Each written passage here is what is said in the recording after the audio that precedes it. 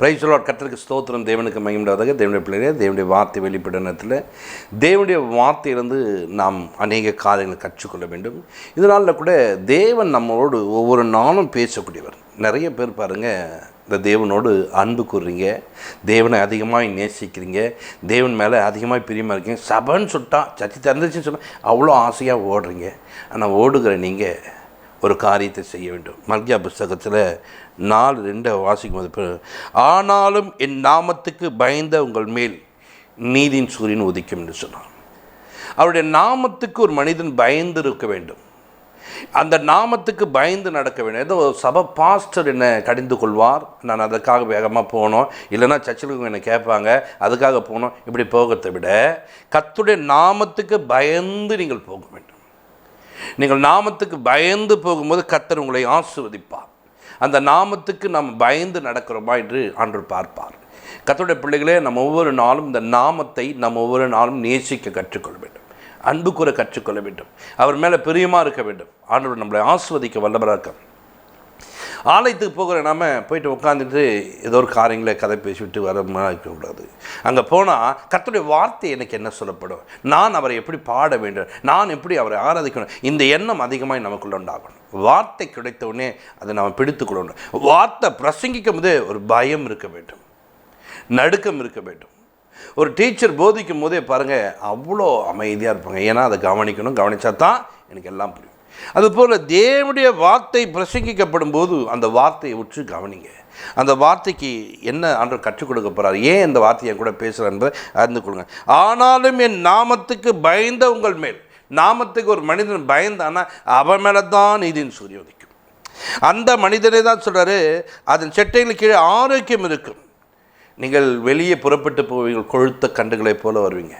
அப்படி நாம் கொழுத்தவர்களாய் சுகத்தோடு பலத்தோடு இல்லைனா போயிட்டு வெளியில் வருவேன், அங்கே போயிட்டு வந்தேன் தண்ணி ஒத்துக்கலை, உடம்பு சரியில்லாமல் போயிடுச்சு, இங்கே போயிட்டு வந்தேன் என்னன்னு தெரியல, ஒரே டயர்டாக இருக்குது.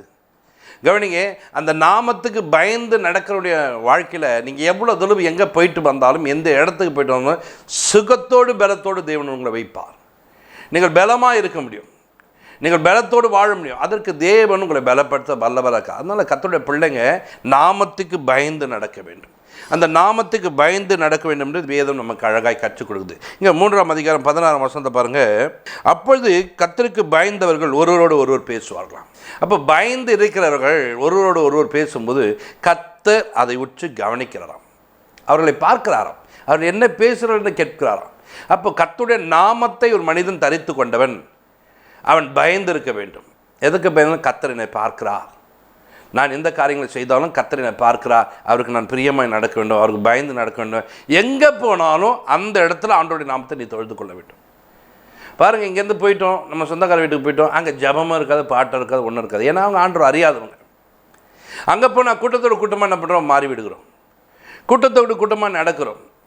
இப்போ வீட்டில் இருக்கிறோம், வீட்டில் இருக்கும்போது காலையில் அப்பா சொல்லுவார், காலையில் ஜெபம் பண்ணியா, வயல் பட்சியா அப்படின்னோம்.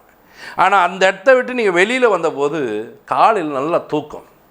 அங்கே தான் சும்மா அப்பா என்ன பண்ண டிஸ்டர்ப் பண்ண, இங்கே யாருமே இல்லைன்ட்டு இஷ்டம் போல் தூங்குவது, நேரங்களை வீணடிப்பது. நல்லா கவனிங்க, அப்பாவுக்கு பயந்து நீ படிக்காதீங்க, நாமத்துக்கு பயந்து நீங்கள் நடந்து கொள்ளுங்கள்.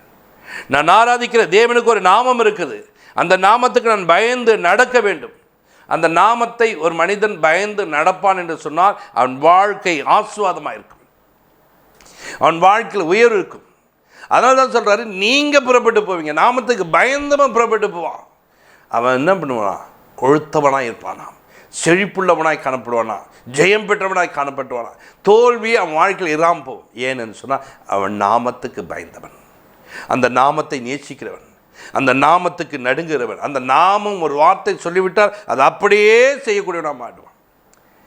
யாக்கோபை நீங்கள் பாருங்கள், அந்த நாமத்துக்கு பயந்த ஒரு மனிதன், அந்த நாமத்தை நேசிக்கூடிய ஒரு மனிதன். இப்போ போகிற இடத்துல பாருங்கள், எல்லாம் வச்சியும் வேலையெல்லாம் வாங்கிட்டு ஒன்றுலாம் ஆக்குறாங்க. அந்த நாமத்தை சார்ந்து கொண்டு என் தகப்பனே அப்படின்னு அந்த தகப்பன் வேண்டிய ஆலோசனை கொடுக்குறார், ஞானத்தை கொடுக்குறார். இங்கே அவங்க மனைவி கிட்ட பேசும்போதெல்லாம் சொல்ல பாருங்க, உன் தகப்பனிய ஆடுகளை என் தேவன் எனக்கு எடுத்து கொடுத்தார். நான் எடுக்க மாட்டேங்க, நான் எதுவும் செய்ய மாட்டேங்க, நான் யாருக்கு பயப்படணும், அவர் என்னை ஆசீர்வதிப்பார், அவர் என் தேவை சந்திப்பார், அவர் என்னை ஒன்றுமில்லாதனாய் மாற்றவில்லை, என்னை ஆசீர்வதித்து நிறைவுள்ளனாக மாற்றுவார். போகும்போது ஒண்டியாக போயிட்டு வரும்போது இரு பரிவாரங்கள். அப்போ பாருங்கள், அந்த நாமத்துக்கு பயந்தவர்கள் போயிட்டு வரும்போது எப்படிங்க கொழுத்தவர்களாக இவர்கள் பார்க்கும்போது நீயா இவ்வளோ பெரிய ஆசுவத்தோடு இருக்க காரணம் என்ன தெரியுங்களா? அந்த மனிதன் நாமத்துக்கு பயந்தவனாய் இருக்கிறான். அல்லேலூயா. அப்படியாப்பட்ட நாமத்துக்கு நாம் பயந்து நடக்கும்போது நம்முடைய வாழ்க்கை ஆசீர்வாதமாக இருக்கும்.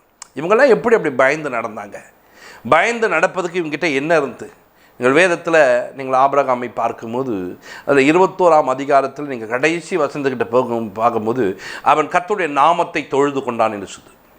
கர்த்தருடைய நாமத்தை தொழுது கொண்டான். எங்கேருந்து தொழுது கொண்டான்? பெலிஸ்தருடைய தேசத்தில். ஒரு பெலிஸ்தருடைய தேசத்துக்குள்ளே போயிட்டு அந்த இடத்துல எப்படி இந்த மனுஷன் போய் தொழுது கொள்ள முடியும்? அங்கே எப்படி இந்த மனுஷன்? ஏன்னா அங்கே இருக்கிற கலாச்சாரம் தான் இவன் என்ன பண்ண ஆளுக செய்யும். ஐயோ, நான் எதனா ஒன்று பண்ண அவங்கள நான் ஒரு மாதிரி பார்ப்பாங்க, அவங்க என்னெல்லாம் ஒரு மாதிரி நினைப்பாங்க. அப்படியெல்லாம் கிடையாதுங்க. எனக்கு ஒருவர் இருக்கிறாருங்க, அவருடைய நாமத்தை தொழுது கொள்ளுன்னு வேலை. இப்போ நீங்கள் போகிறீங்க, ஒரு ஊருக்கு போயிருக்கீங்க, சொந்தக்கார வீட்டுக்கு, அங்கே போயிட்டு நீங்கள் ஜெபிக்க ஆரம்பித்து பாருங்கள். உன்னை பார்க்கும்போது அவங்க வித்தியாசமாக பார்ப்பாங்க. பார்த்தியா அந்த பிள்ளை, அவனை பற்றியா காலையில் எழுந்துச்சி ஜெபிக்கிறான், பற்றியா காலையில் எழுந்துச்சி கத்திர பாடுறான், பற்றியா அதனால தான் அவங்க நல்லா இருக்கிறான், அவங்க அப்பா நல்ல புத்தியை கற்றுக் கொடுத்துருக்காங்க, அவங்க அம்மா நல்லா. அப்படி உங்களை பார்த்து சொல்ல வேண்டும். நீங்களும் என்ன பண்ணுறது?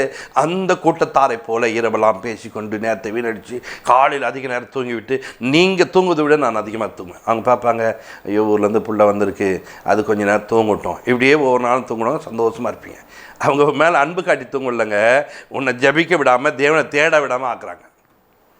நீங்கள் தான் அந்த நாமத்துக்கு ஒரு முக்கியத்துவம் கொடுத்து காலையில் அதிகாலை என்னை தேட கண்டடைவான் என்று வேதம் சொல்லியிருக்க பிரகாரமாக நான் தேட வேண்டும், நான் அவரை ஆராதிக்க வேண்டும், நான் தேட வேண்டும், நான் அவரை ஆராதிக்க வேண்டும் என்ற எண்ணம் அதிகமாக உங்களுக்குள்ளே உண்டாக வேண்டும். அப்படிப்பட்ட சிந்தை உள்ளவர்களாக உங்களை மாற்றிக்கொள்ள வேண்டும். எந்த இடத்துல போனால் கர்த்தருடைய நாமத்தை தொழுகணும், அவருடைய நாமத்துக்கு பயப்படணும். பெலிஸ்தருடைய தேசத்தில் பாருங்கள், பெலிஸ்தருடைய கலாச்சாரத்துக்கு மத்தியில் ஒரு மனிதன் கர்த்தரை தொழுது கொள்கிற மனிதனாய் ஆபிரகாம் காணப்பட்டார். இப்போ கொஞ்ச நாள் வாசம் பண்ணுறாரு, அங்கே தான் இருக்கிறாரு. இப்போ இவ்வளோ நாள் வாசம் பண்ணதுனால இவர் எதை கற்றுக்கொண்டு வந்தார்?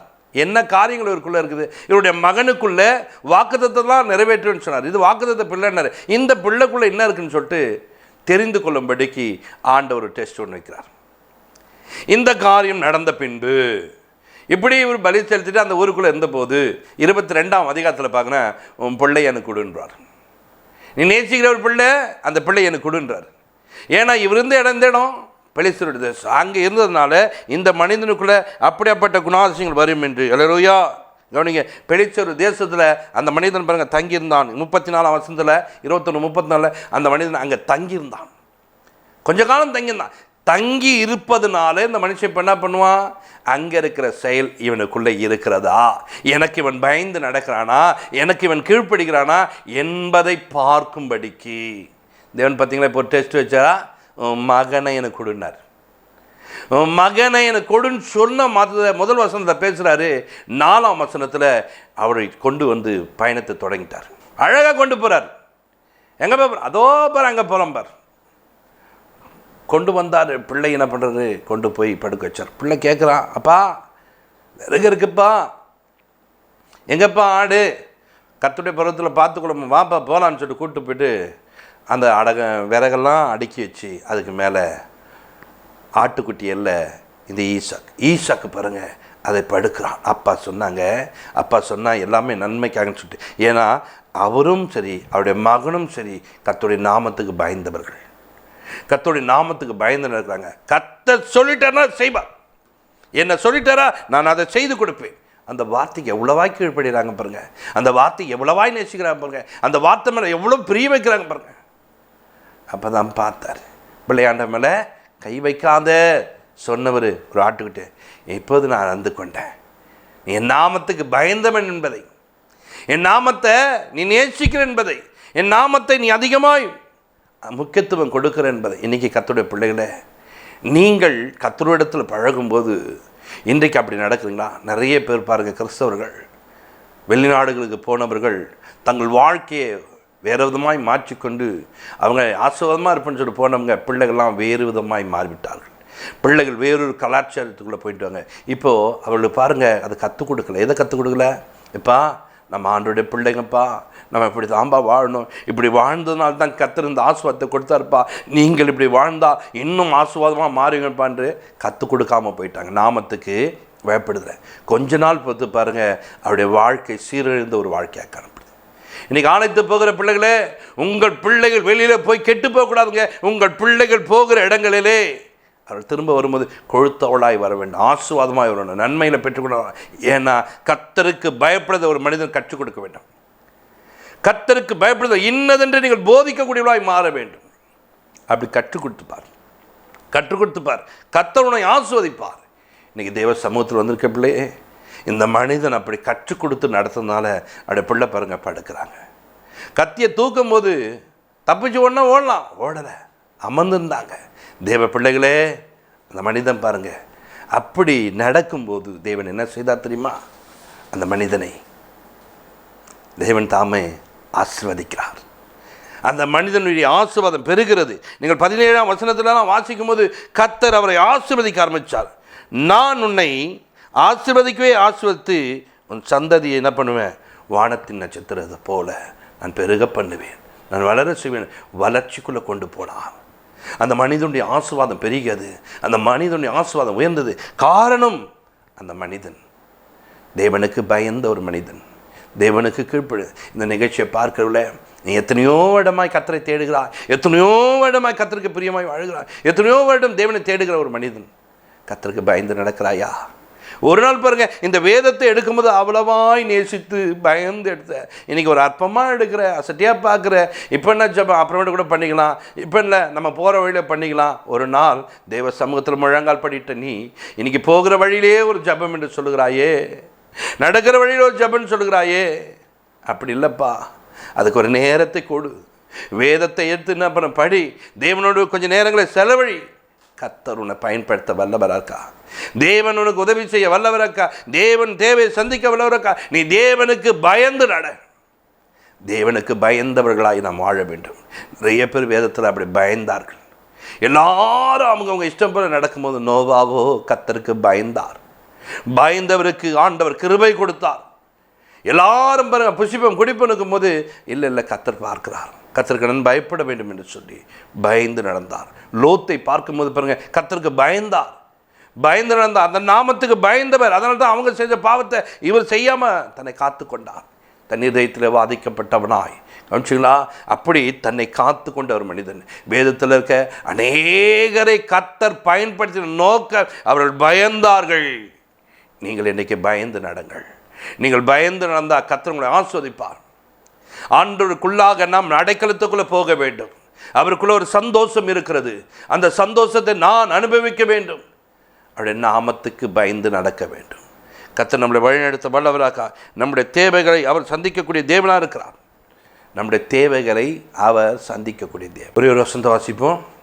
சங்கீதம் 5:11 நீங்கள் பார்க்கும்போது பார்த்தீங்கன்னா, உம்மிடத்தில் அடைக்கலம் புகிற யாவரும் சந்தோஷித்து என்னாலும் கம்பீர்ப்பார், நீர் அவர்களை காப்பாற்றுவீர்.